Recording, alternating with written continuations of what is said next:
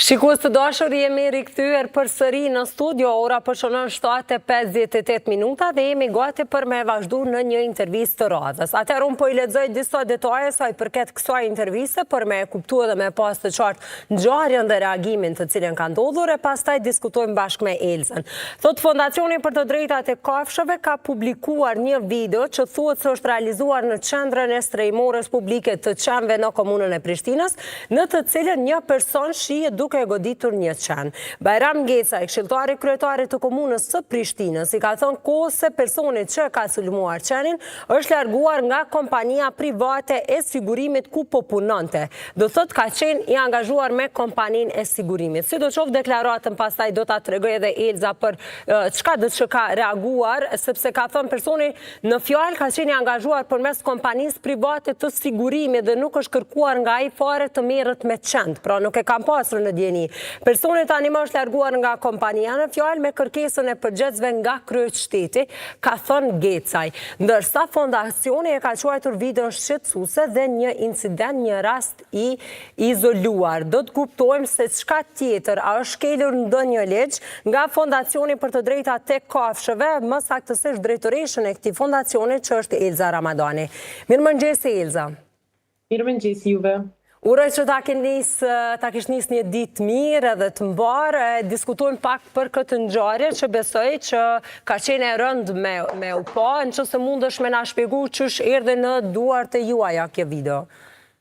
Atëherë një qytetar që ka kaluar ndaj rastësisht e ka xhiru skenën e dhunës dhe me një ana ka kontaktu që faktikisht personi ka pyet se ku duhet pa ditë, ku duhet lajmëru raste të tilla dhe pastaj kemi pa që bëhet fjalë për qendrën, se në qytetari as nuk e ka ditë çka është ajo qendër edhe po, se jo të gjithë e dinë se këto do të më u cek që komuna e Prishtinës nuk është edhe shumë transparente dhe nuk komunikon shumë qartë me qytetarët sa I përket çështjes së menaxhimit të popullsisë qenve, një gjë që duhet me u bë nëse veç dojmë që menaxhimi I qenve të jetë I suksesshëm.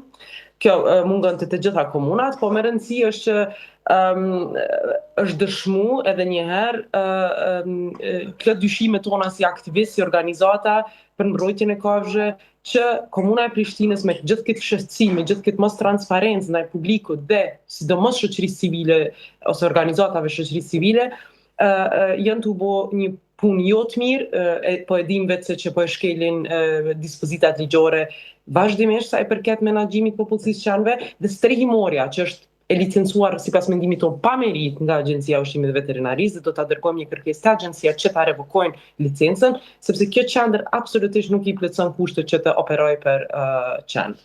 Kështu që neve veç s'po çuditemi hiç që kjo ka ndodhur, por mirë që u kap në kamera një rast I tillë. Po ashtu, pastaj reagimet e komunës janë jashtëzakonisht të dobta, sepse po mendojnë të ikin fajit. Personi vrehet që është du marrë me qenë sepse dikush I ka kërku atij. Nuk është tu kalu rastësisht aty dhe pastaj e shkelmon, se ndodh që disa njerëz janë vetë abuziv dhe dhunues dhe munden veç me pa një krijesë të pafajshme dhe me torturu ose abuzu, po këtu po vrehet qartë që ka edhe në rrethim njerëz që po kalojnë në strehimore, që edhe vetura që e kanë zonë qenin po vrehet që është aty I hapur, do të thotë këta veç se ky personi veç se po e din që duhet mu marrë me qen, por edhe nuk din si të merret me qen, sepse ashtu siç po tërheq prej këmbës, tu mundu me tërheq zvar, po vrehet që është një person I paditur në këtë fushë, po as stafi strehimorës nuk është I kualifikuar, që nuk po çuditem edhe nëse nuk do të ishim çudit nëse edhe dikush I stafit do të ishte aty, edhe nuk ka rëndësi është person I kompanisë private të sigurimit. Me rëndësi është që qendra, strehimorja nuk është tu e menaxhu siç duhet punën brenda. Se nëse në veç një sigurim I thjesht ka pas çasti kaq të madhe dhe kaq gjatë në një qen, atëherë këtu diçka nuk është në rregull. Do të thotë menaxhimi është jashtëzakonisht I keq dhe bashkëfajtori janë Bajram Gecaj, Bekim Brestovci drejtori, dhe po ashtu Nora Cimili që është menaxhuese e qendrës bashkë me menaxherin veterinar që është Kreshnik Vesa. Këta njerëz janë përgjegjës për dhunën që kemi pa dhe për mos transparencën për 1000 qenë kinësit e adoptuar tek disa sterimori jashtëligjore që po i financon komuna. Para se me kalu të kriteret e kësaj qendre që po thuane që kushtet në fakt që deklaron që nuk i plotson, dua di a ka ardhur ndonjë mesazh tjetër ose ndonjë informat tjetër sa i përket kësaj qendre, apo është kjo video e parë që ka ardhur tek fondacioni? Do të a di diçka tjetër, kështu e kam fjalën ndonjë qytetar tjetër kalimthe ose ndonjë rast që ju kanë tregu sa i përket qendrës strehimorës që shka vepru? Ka edhe disa raste tjera ku i kemi pa të këtu proceset e adoptimit, se ndoshta qytetarët janë ndjeni që komuna subvencionon qytetarë që adoptojnë qenë me 50 euro për muaj për qenë, po faktikisht njerëz qytetarë tash e kanë marrë një trend, e kanë marrë një farë guximi që ta shndrojnë një vend të braktisur, do një stall të lopëve më herët në një strehimore që është e palegjshme, do të thotë i marrin ka 200 qenë, 50 qenë, 100 qenë, varësisht prej dhe të mësot i marrin shumat, a? Edhe i marrin pastaj parat për 100 qenë, 50 euro për qenë për muaj, që është një shumë e madhe parave, por edhe komuna e pranon këtë send, do të thotë i te kalon edhe kompetencat e agjencisë të ushqimit dhe veterinarisë dhe i licencon në mënyrë aprovon që këta personat marrin të hapin strehimorit jashtëligjshme, tu i financua ata.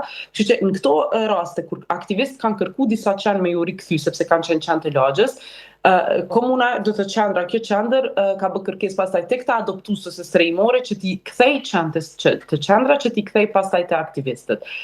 Disa qenë që janë kthy nga këta adoptues kanë qenë gjendje të tmerrshme.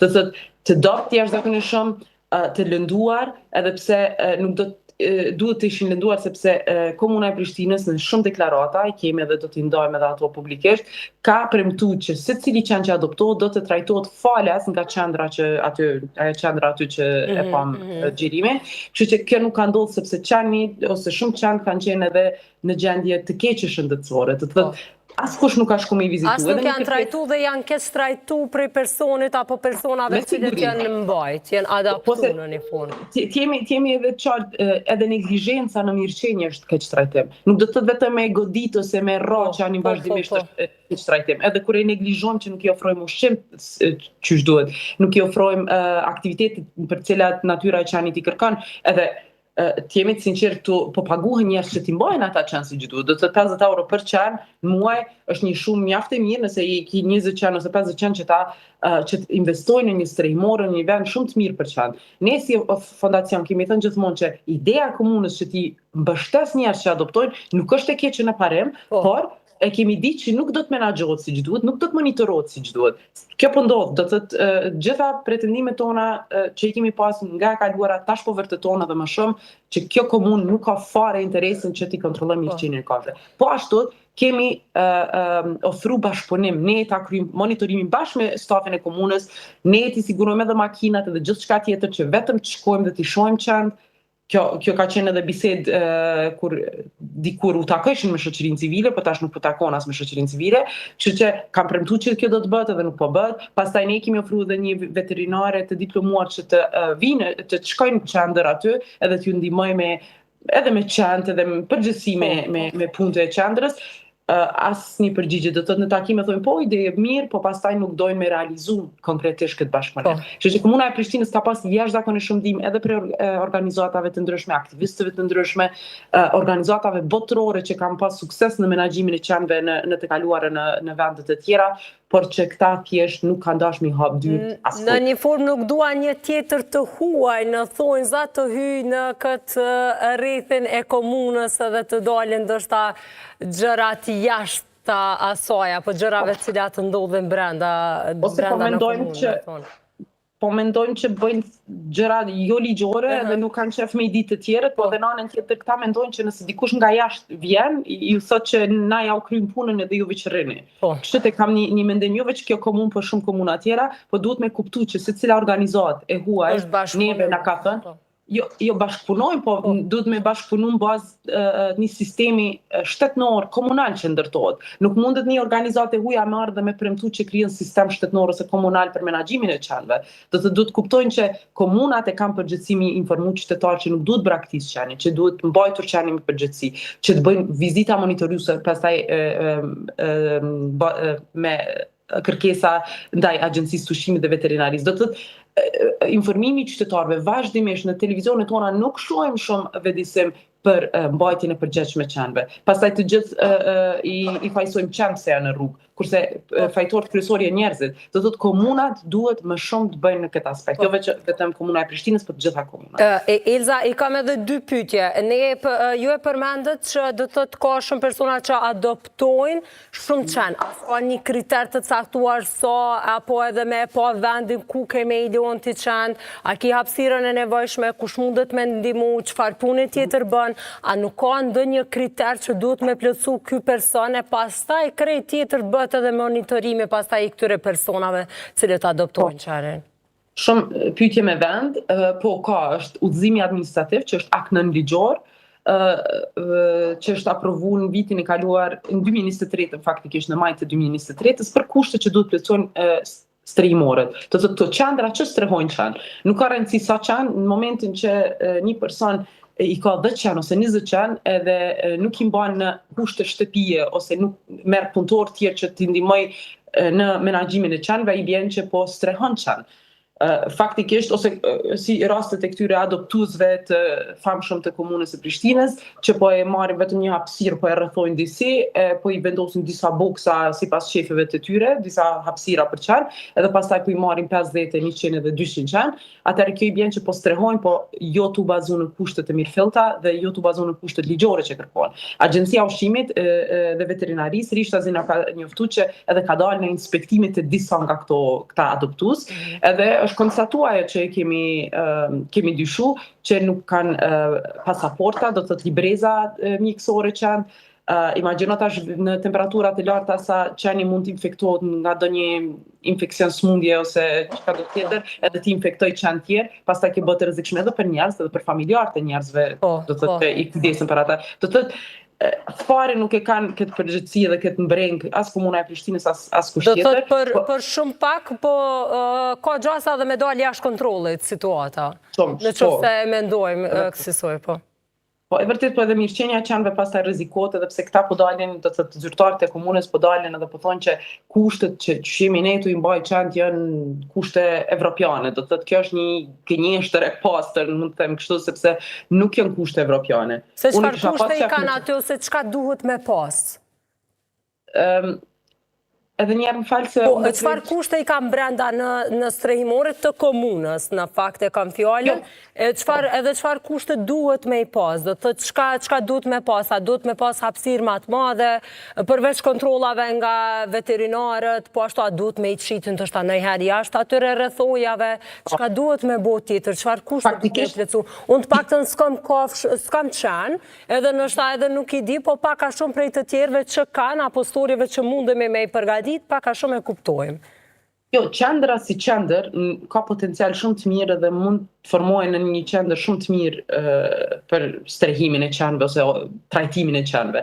Do të thotë, si qendër ka mjaftu shumë hapësirë që të respektohet ligje, po menaxhimi i qendrës nuk është i respektu ligjet në fuqi. Do të thotë, veterinari aty nuk i merr qend kur zinën prej ekipit, nuk i merr për kontroll, nuk i kontrollon a ka mikroçip ajo. Neve kemi pas shumë raste edhe prej aktivistëve, por edhe personalisht kur është marrë një qen nga rruga që ka qenë me mikroçip të ndonjëri prej anëtarëve të fondacionit, nuk është kontrolluar fare veç është dërguar te adoptuesi. Do të thotë udhëzimi administrativ qartë specifikon që kur merret qeni duhet të futet njerë në karantinim, që është një fazë izoluese për 24 orë i qenit sepse mund të ketë ndonjë sëmundje, nuk mund vetëm me marrë dhe me dërgu në familje ose te ndonjë strehimore për adoptim, duhet kontrollohet njerë qeni nga veterinari, të kastrohet, sterilizohet nëse ka nevojë, të shihet nëse ka ndonjë problem, që të mbetet në qendër derisa të shërohet nga ndonjë sëmundje ose problem. Këtë nuk e bëjnë fare stafi i strehimores, siç e pam në video, nuk ka një person ose dy persona kujdestar që janë trajnuar ose që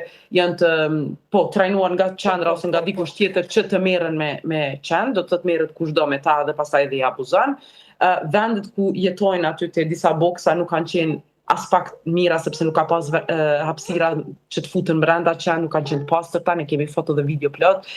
Pastrimi është bën në mënyra shumë të vrashta ku qenë pastaj janë friksu dhe nuk janë zhvendosur. Do të thotë ka shumë aspekte brenda cilat e bojnë që kjo qendër mos t'i respektoj ligjit në fuqi, po ashtu dhe orari i vizitave nuk është ashtu siç kërkohet nga udhëzimi administrativ, do të thotë ta kanë vendosur një orar të vizitave shumë të shumë papërshtatshëm për të gjithë qytetarët, sepse duhet të kuptojnë që shumë njerëz edhe punojnë edhe duhet ta shohin qendrën. Qendra duhet të shërbejë do të si vend ku edhe promovohen qendra për adoptim, ku thirrën më shumë njerëz që të bashkohen, që të ndihmojnë, e jo të izolohen edhe mos kenë do të thotë transparencë me publikun.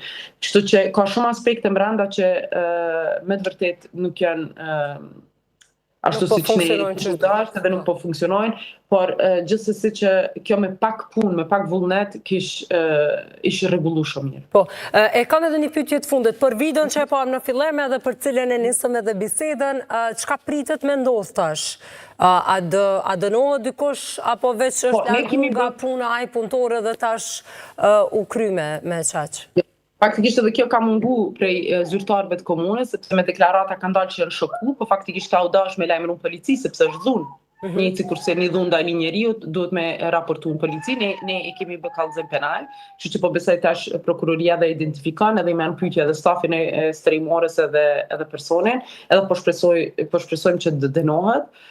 Po ashtu, si që thash, do të kërkojmë nga Agjencia e Ushqimit që të rishikojë edhe licencën e qendrës, sepse nuk po operon siç duhet. Po ashtu, sot do të shkojmë edhe në qendër që ta kontrollojmë gjendjen e qenit dhe të bëjmë kërkesë për çastje në dokumenta publike në komunë, që të kërkojmë për gjendjen e qenit, që të shohim a është gjallë, dhe të shohim ku është, sepse edhe shumë aktivistë tjerë kanë shpreh vullnetin që ta marrin nga kudo që është edhe ta ndihmojnë që ta adoptohet kudo tjetër. Ndoshta edhe jashtë vendit ose kudo, po vetëm mos mbetet në duar të njerëzve që e kanë abuzuar. Ilza, faleminderit shumë për kohën dhe për informatat cilat i ke ndoa me ne. Shumë kënaqësi që biseduam. Uroj që me kuptu vazhdimsinë e kësaj ngjarje, por edhe ngjarjeve dhe detajeve tjera cilat i diskutuam këtu në bisedë, edhe përmes postimeve që ju zakonisht i bëni, por edhe përmes lajmeve dhe informatave tjera cilat i ndoani me ne. Kënaqësi shumë që biseduam. Faleminderit. Faleminderit shumë juve. Dërsa ne tani do të ndrojmë temë të informacioneve, do të kalojmë tek receta e lindës. Është koha pikërisht kjo e ndarë në emisionin e mëngjesit, ku ne marrim një ide, mësojmë një recetë re, edhe shohim çka ka përgatitur Linda për këtë ditë.